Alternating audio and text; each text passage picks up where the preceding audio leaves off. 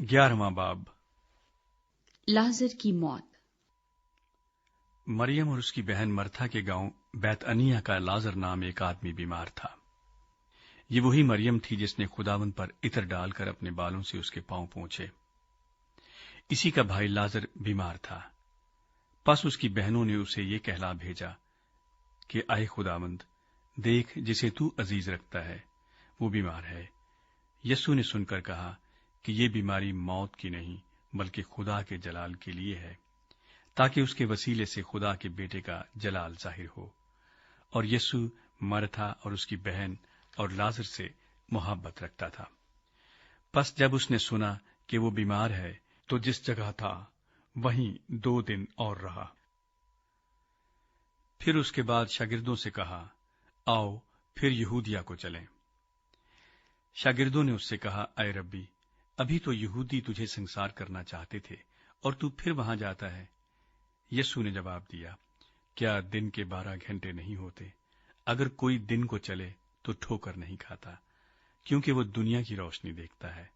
लेकिन अगर कोई रात को चले तो ठोकर खाता है, क्योंकि उसमें रोशनी नहीं।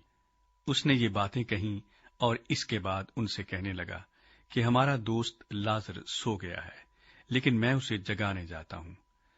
पस शागिर्दों ने उससे कहा, आए खुदावन, अगर सो गया है तो बच जाएगा। यस्सु ने तो उसकी मौत की बाबत कहा था, मगर वो समझे कि आराम की नींद की बाबत कहा।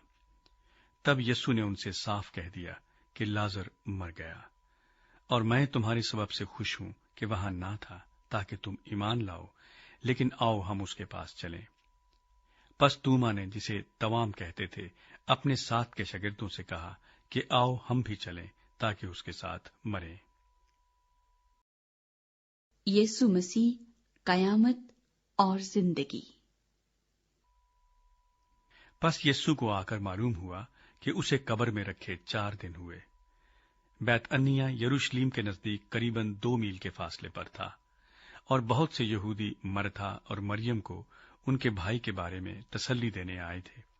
बस मरथा यस्सु के आने की खबर सुनकर उससे मिलने को गई, लेकिन मरियम घर में बैठी रही।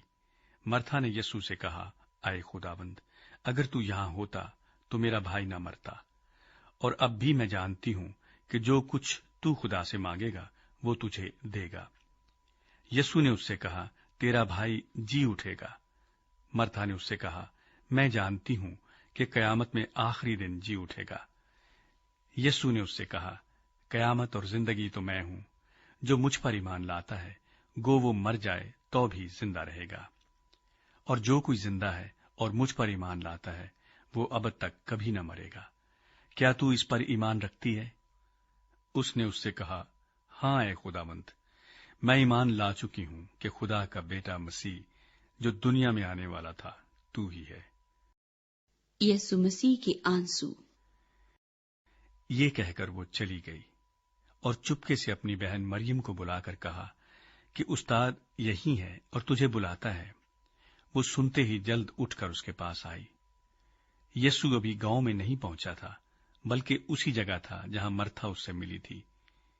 पस जो यहूदी घर में उसके पास थे और उसे तसल्ली दे रहे थे, ये देखकर कि मरियम जल्द उठकर बाहर गई, इस ख्याल से उसके पीछे हो लिए कि वो कब्र पर रोने जाती है। जब मरियम उस जगह पहुंची जहां यस्सु था और उसे देखा, तो उसके कदमों पर गिरकर उससे कहा, ऐ खुदावंद, अगर तू यहां होता तो मेरा भाई ना मरता।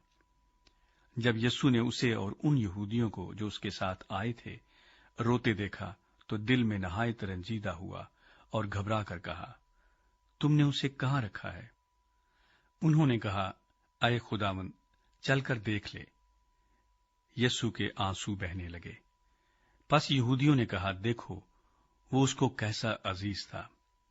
लेकिन उनमें से बाज ने कहा, क्या ये शख्स जिसने अंधे की आंखें खोली इतना न कर सका कि ये आदमी ना मरता?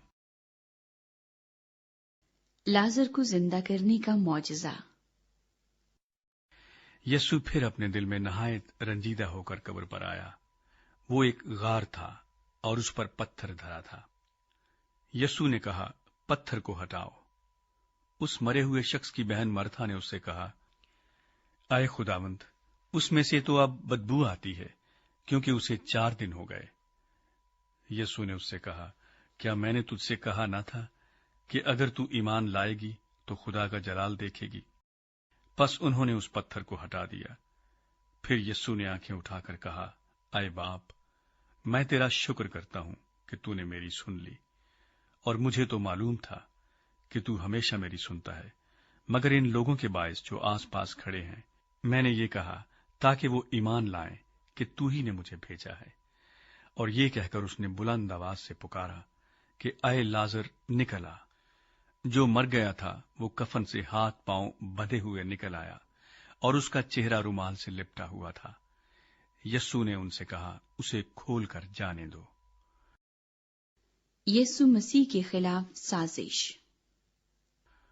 बस बहुतेरे यहूदी जो मरियम के पास आए थे और जिन्होंने यीशु का ये काम देखा उस पर ईमान लाए, मगर उनमें से बाज ने फरीसियों के पास जाकर उन्हें यीशु के कामों की खबर दी। बस सरदार काहिनों और फरीसियों ने सदर अदालत के लोगों को जमा करके कहा, हम करते क्या हैं? ये आदमी तो बहुत मोज़े दिखाता है। अगर हम उसे यूं ही छोड़ दें तो सब उस पर ईमान ले आएंगे, और रूमी आकर हमारी जगह और कौम दोनों पर कब्जा कर लेंगे। और उनमें से कायफा नाम एक शख्स ने, जो उस साल सरदार काहिन था, उनसे कहा, तुम कुछ नहीं जानते और ना सोचते हो कि तुम्हारे लिए यही बेहतर है कि एक आदमी उम्मत के वास्ते मरे, ना कि सारी कौम हलाक हो। मगर उसने ये अपनी तरफ से नहीं कहा, बल्कि उस साल सरदार काहिन होकर नबूवत की कि यीशु उस कौम के वास्ते मरेगा, और ना सिर्फ उस कौम के वास्ते बल्कि इस वास्ते भी कि खुदा के परागंदा फरजंदों को जमा करके एक कर दे। बस वो उसी रोज से उसे कत्ल करने का मशवरा करने लगे।